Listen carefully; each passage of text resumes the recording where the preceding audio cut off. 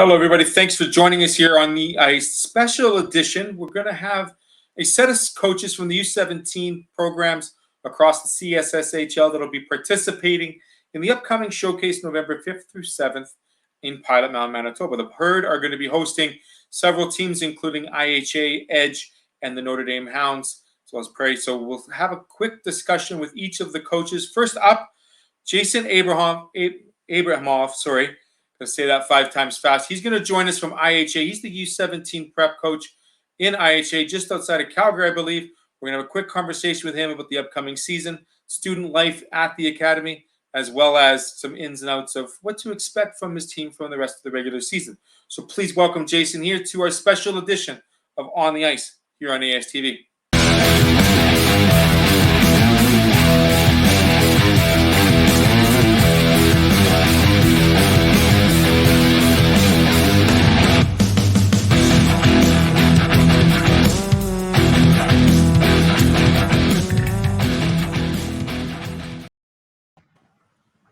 As promised, Jason, welcome to the show On the Ice. Thank you so much for taking some time this evening. How are you doing today? I'm doing great, Theo. How are you doing? Fabulous. So just outside of Calgary is where we'll find IHA, correct? Well, we're actually right inside Calgary. We're based at Winsport, right where Canolipet Park used to be. Where our schooling, our dryland, and our ice is all based right at Winsport. So we are right in the northwest part of Calgary. So have you had the Chinook winds? Have you seen snow yet this fall? Well, we've heard it. We've seen a little bit of it. Fortunately, we were out of town, so personally, I haven't seen it. I know Halloween's coming up this weekend, and we usually see a bit for that. So, but living here for so many years, you just kind of get used to the different changes and trends in weather. One thing you've noticed, if you've never been to Calgary, you'll have -10 weather in the morning and 2 feet of snow, but then it'll be 15 degrees by 4 p.m. and it's all gone. It's tough even right now. I mean, I was speaking with some friends. You wake up in the morning, you throw your toque and parka on, and by the time the afternoon hits, you're looking for your shorts and flip-flops to put on. It's so warm out. Tea time at 4 p.m. Jason +3. Jason, absolutely. Give us a little bit of a background on yourself as the coach with the U17 team. So I've been coaching in Calgary for, I hate to admit it, but almost 22 years now. I've coached various levels from Bantam AAA, Midget AAA, Junior A. I've most recently coached here with the IHA program. I was part of the U18 staff for a couple of years, and this is my second year at the helm of the U17 prep program. So yeah, I've been in the league for a few years. I've coached with a few different teams, and yeah, this is actually the first full year. Obviously, last year with the infamous COVID being around, we didn't get much of a season in. So this is my first real opportunity to work with this group. How great is it finally to say we can have a regular season at regular season time? It's unbelievable. I mean, I know I share this sentiment with probably every hockey person and hockey fan out there. You know, I talk to the coaches. We're on the road or they're here, and we're just so ecstatic to be back in the rinks, on the ice, helping kids live their dream out, helping them progress along in their way. So yeah, we're just absolutely ecstatic to be back on the ice and back in the programs. We're going to talk about the kids that attend IHA and their dreams in just a sec. But before we get to that, Jason, I got to ask you this question because the landscape of AAA hockey, prep hockey in the provinces and the Western provinces is a little bit different for each one. How does the schedule look for IHA when it comes to playing the regular season action in the CSSHL? And is there an opportunity to have exhibition games as well, participating in the AAAs and the ranks all over Alberta? There is opportunities, you know, compared to the schooling programs, compared to the provincial programs, are a little different in that we do play more games. We do look for exhibition games as well. We also attend 3 or 4 tournaments a year. So we do try to get quite a few games in, anywhere from 40 to 55 games. So that's usually a bigger playing schedule than what the provincial teams play. Pros and cons, sure. But part of that too is that we want to make sure that we're giving our kids the most opportunity to have that exposure to the different scouts that do attend our games, and making sure that we can provide that instruction so they can implement what they've learned in games. Absolutely. No. So it's a good test to kind of judge between seeing a player that's playing in a AAA level versus a prep academy level in other provinces. Speaking of that life, student athlete life at IHA, give us a bit of like a daily life, or what a day of a life in a student for your hockey team. So for most days, our kids start out when they arrive. We practice early in the morning for the U17 team, right before school, up until about 8:30. 8:30, we start our school day. It ends at about 2:45. We then have dry land from 3 to 4, and we have a personal trainer that runs that. And after that, the kids are free to go home, visit with their family, friends, do their homework, have their downtime. So the day is pretty jam packed. It's a busy day, and I know a lot of kids that come to our academy for the first time are a little bit overwhelmed for that first month or two, just with such a rigorous schedule for them. I was actually talking to one of our players here a couple weeks ago, and he said, "Yeah, I used to go to school, come home, have a nap, a bite to eat, go to the rink late at night. It was a lot different than what the academy provides." But he also relishes in the fact that he gets, the dryland training every day. He gets an opportunity to spend some time with his family and friends, and gets to work on his homework at night as well too. So it is a different schedule, but over the course of the years, we feel it's one that can be very productive for somebody who's serious about being a student athlete. Certainly, that regimented schedule, morning practice, the dry land in the afternoon, it almost feels like a two a day. And for a lot of players that look to make it to the next level, that is very much what their daily schedule will look like. Having school in the middle of the day, but having ice time or dry land, vice versa, morning and afternoon. Absolutely, and that's part of it, and that's why we structured our program after that. We want to make sure we give our kids here that come here the best opportunity to move on to the next level. Um, as you said, when you move up into junior and potentially school at pro ranks, it doesn't get any easier. So we want to make sure that not only from a hockey perspective, but even from a life perspective, that the amount of effort and work that they have to put in is going to take quite a bit from them to make sure they have that success. Jason, is it easy for you to get up in the morning for those skates, or did it take you a bit of getting used to? It's a little bit getting used to for me as well. I mean, I can't say that I'm a morning person, but I get excited getting up for hockey. I mean, it excites me to be back in the rink and on the ice and be able to be around these kids and my coaching staff and just being around the academy in general with our U18 program. It's just it. I'll tell you what, it doesn't make it hard to get up in the morning. That's for sure. A lot of the players on your roster this year, a lot of R's beside them, the rookies, the young stars. A very young team for you this year. Is that normal, or is that just because of, just the talent pool that's been available for the IHA program? I think we've changed gears a little bit this year. In the past, we've had a bit of an older team at this level, and we made a concerted effort to try to get younger players this year. One, so we could have them for multiple years. Two, to try to progress them onto our U18 program.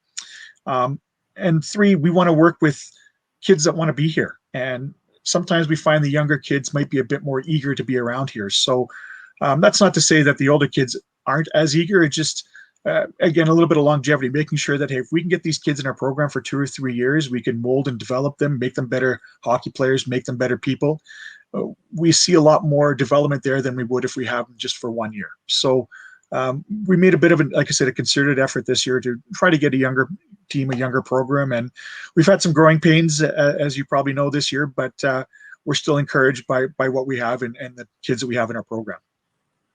The players that are on your team specifically, Jason, a lot of them, are they local players in and around the Calgary area? Or if there are players that are from a little bit further distance, is there a billeting program, or is there a program that allows the players to stay close by Winsport to make sure that they're available? So most of the kids on my team this year are local. We do have some kids from other locales around Alberta. We have a couple of kids from Saskatchewan. We actually have one kid that came all the way from Russia this year. So um, we do have a billeting program for that reason. We do welcome kids from all over the world. Just a bit of background on our program. We're obviously called the International Hockey Program.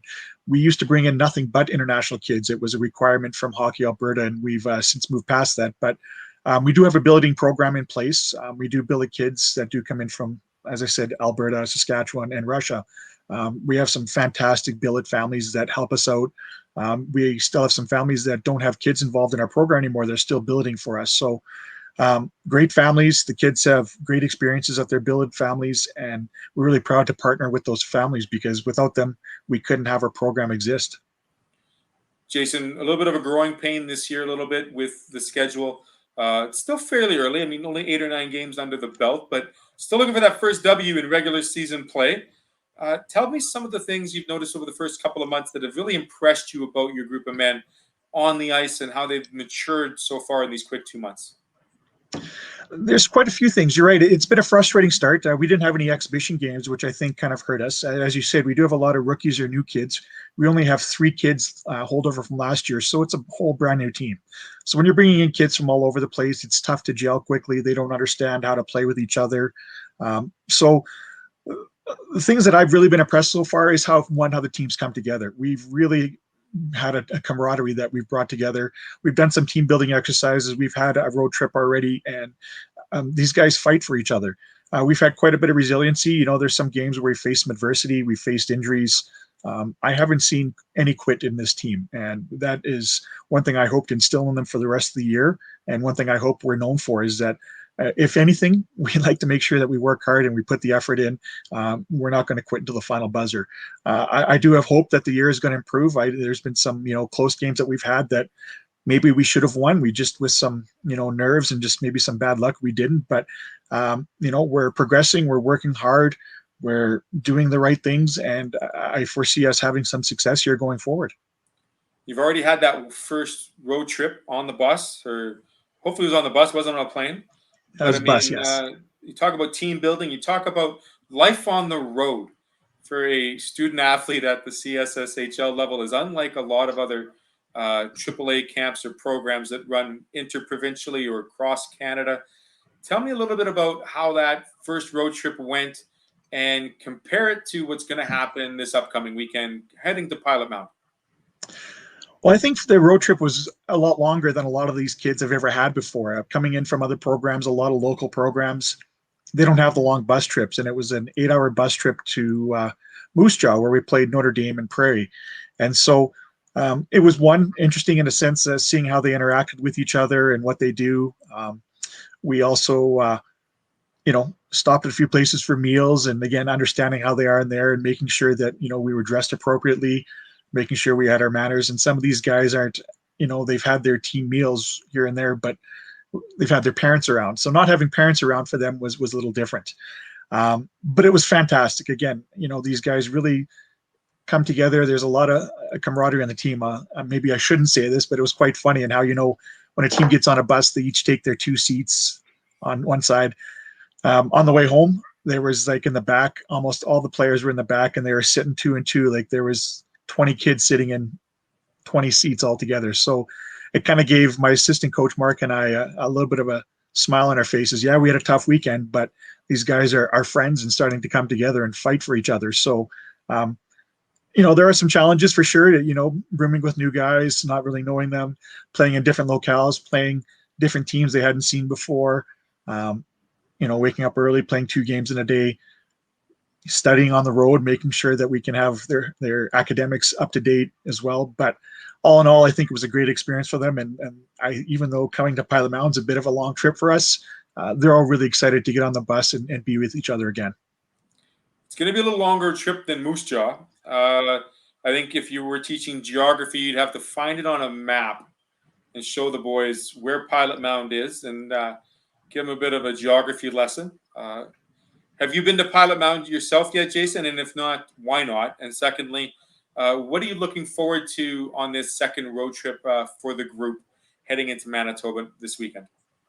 So I haven't personally been to Pilot-Mound. I've been with the U18 program for a couple of years, and they didn't have a team in that league. So now that I've joined this program here, this will be my inaugural trip to Pilot-Mound myself. I'm looking for progression with our team. I want to make sure that, we, as I said, we have a lot to work on still, but day by day, game by game, we're improving. Our last game, we had some good things happen. We kind of let the lead slip away late. So we're looking to play a full 60 minutes. And I think these guys have worked hard to really try to reinforce that in our practices this week. Long bus ride for sure.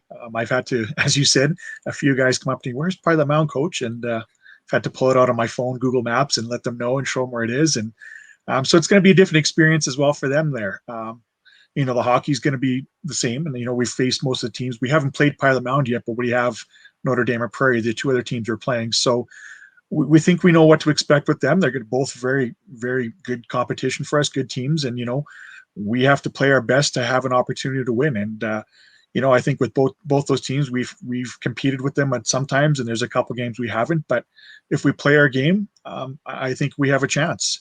Pilot-Mound, we're looking forward to playing them. They're going to be another competitor that we hope to play with this year. But we'll see. And like I said, these guys are just excited to play games, as we talked about. They're excited to get out there. And even though we haven't had the success yet, and we've had some frustration build into our dressing room, they're still excited to come to the rink. They're still excited to work on their craft. And I know guys are starting to build excitement to hopefully get our first win here pretty soon. Well, we hope so as well for you and the team, Jason. Last question before I let you go.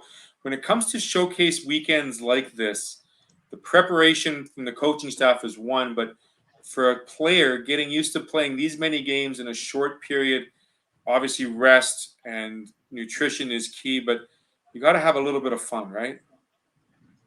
Without a doubt. I hope the boys don't see this interview before the trip, but we do have a few things planned on board the bus for our kids. So I know my assistant coach Mark and I have discussed a few things we can do.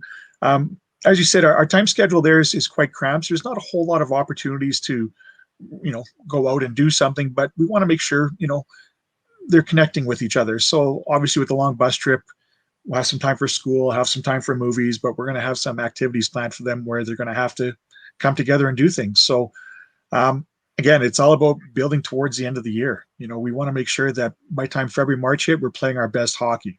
As I said, as we have a slow start. We're starting to build here, but these are the kind of road trips where you have that opportunity to, come together as a team. And I think having that early road trip before adding this one in, it's going to really add to where we're at in the season and how we can build and progress.